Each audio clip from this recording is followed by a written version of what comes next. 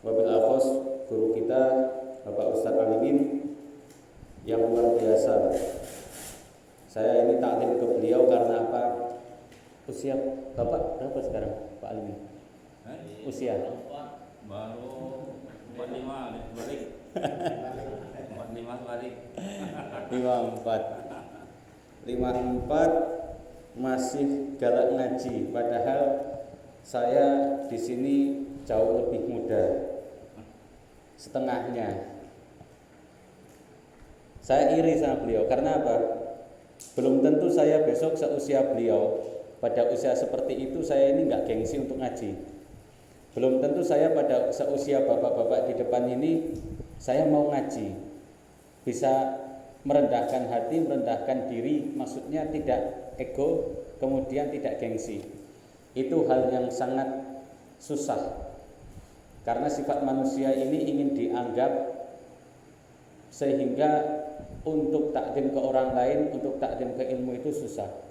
Makanya saya seharusnya merasa iri kepada bapak-bapak yang usianya lebih tua dari saya. Karena apa? Belum tentu saya ketika usia sama dengan bapak esok hari saya mau ngaji, saya nggak gengsi untuk menuntut ilmu. Belum tentu saya mau seperti itu. Maka alhamdulillahirabbil alamin, kita niatkan di sini thalabul ilmi. Bapak-bapak niat ngaji, saya pun niat ngaji. Kalau sama-sama niat ngaji berarti yang dibahas di sini adalah ilmu Allah. Kalau yang dibahas ilmu Allah saya pede, Pak. Karena kalau yang dibahas itu ilmu Allah, maka pasti benarnya. Maksudnya ilmu Allah itu pasti benarnya.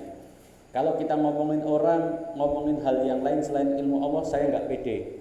Karena berhubungan dengan nafsu. Kalau berhubungan dengan nafsu, nanti saya pengen merasa benar, pengen merasa dibenarkan. Apapun yang saya katakan, saya ingin merasa dibenarkan. Tetapi kalau yang dibahas itu ilmu Allah, kalau saya keliru, Bapak bisa menegur. Semua yang hadir di sini bisa memberi tambahan. Karena ilmu Allah itu bukan saya yang miliki.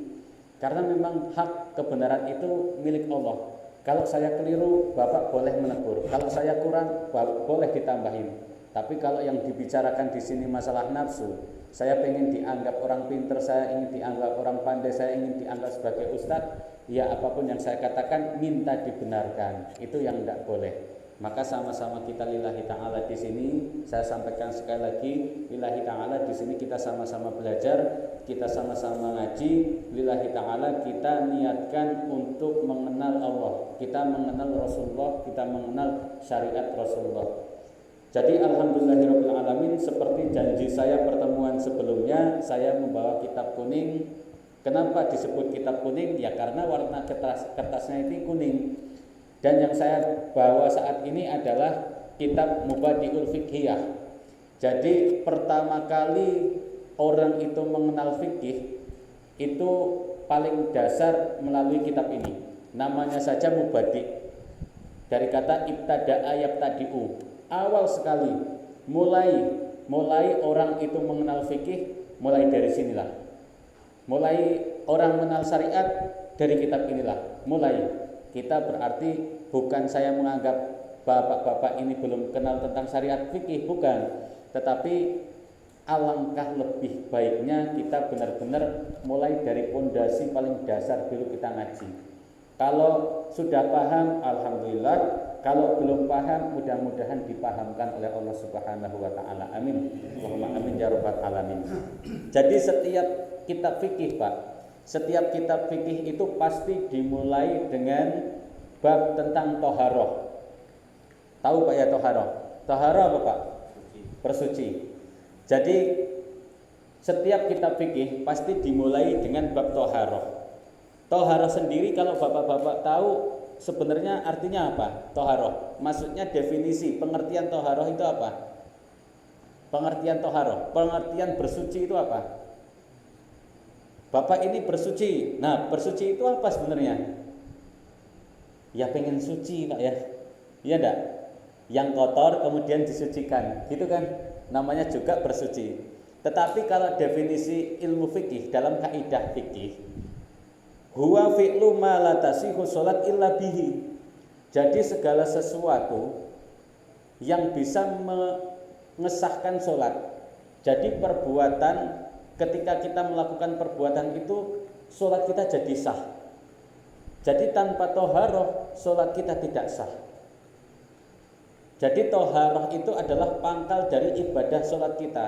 Bahkan tidak cuma sholat, tetapi ketika kita mau ngaji, baca Al-Quran, wajib tidak kita wudhu? Harus. Kalau kita tidak wudhu berarti kita tidak boleh pegang Al-Quran. Apalagi kalau tidak wudhu, kita tidak boleh sholat. Kalau tidak wudhu, boleh tidak orang sholat? Tidak boleh. Makanya sholat orang itu tidak sah kalau dia tidak wudhu. Dalam kitab ini disebutkan hiya fi'lu ma la tasihu sholat illa bihi. Jadi sholat itu tidak dianggap sah kalau orang itu tidak toharoh. Ini kitab tidak main-main, tidak kemudian dikarang tanpa rujukan nas Al-Quran, tidak. Coba di Al-Quran juga disebutkan, ya ayyuhalladzina amanu idza kuntum ila sholah faghsilu wujuhakum wa aydiyakum ilal marafiq wamsahu bi ru'usihim wa arjulakum ilal ka'bain. Ya ayyuhalladzina amanu, wahai orang-orang yang beriman. Kalau beriman sudah pasti Islam atau belum? Islam atau belum, Pak? Kalau orang beriman sudah pasti Islam belum? Islam, nggak usah ragu, Pak. Tapi kalau orang Islam sudah pasti beriman belum? Belum. Sekali lagi, kalau orang iman itu sudah pasti Islam belum? Islam. Tetapi kalau orang Islam sudah pasti beriman belum? Belum. Nah, yang dipanggil oleh Allah Subhanahu wa taala di sini, yang disapa itu ya ayyuhalladzina amanu. Orang-orang yang beriman, berarti orang yang Islam yang sudah beriman. Jadi orang-orang yang memang tingkatannya tidak sekedar Islam, makomnya tidak hanya KTP-nya saja yang Islam, tetapi ya seperti kita inilah, insya Allah ketika ada panggilan adzan mau sholat, ada ajakan untuk ngaji mau ngaji. Inilah teguran atau sapaan Allah bagi kita. Ya ayyuhalladzina amanu idza kuntum ila sholat, jika kamu hendak mendirikan sholat, jika kamu ingin melaksanakan sholat, faghsilu wujuhakum, basuhlah muka kamu, wa aydiyakum ilal marafiq, dan tanganmu sampai kedua siku kamu, wamsahu biru'usikum, dan usaplah kepala kamu, wa arjulakum ilal ka'bain, dan kakimu sampai kedua mata kaki. Gerakan itu apa? Membasuh muka, membasuh tangan, membasuh kepala, membasuh kaki. Itu gerakan apa? Wudu. Itu ritual wudu atau bukan? Wudu. Berarti bahkan Allah Subhanahu wa taala memerintahkan sendiri, Pak. Memerintahkan kalau kamu ini mau sholat, kalau kamu mau sholat, wajib kamu untuk ngambil wudu. Allah sendiri berfirman seperti itu. Berarti kalau kita ndak wudu, ya ndak sah sholatnya. Berarti kalau toharoh, walaupun kita wudu, sudah wudu, ada yang keliru dari cara kita berwudu, ada yang keliru dari cara kita bertoharoh, kemungkinan keliru juga ndak sholatnya.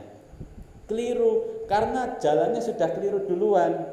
Kalau toharoh kita salah, otomatis sholat kita salah apa enggak?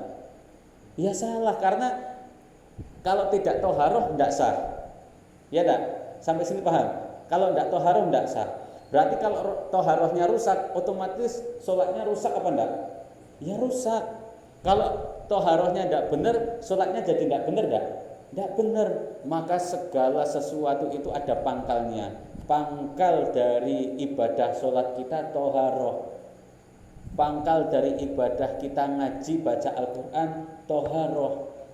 Bahkan ketika kita hendak sholat sunnah pun kita diwajibkan untuk toharoh. Ini luar biasanya toharoh, Pak.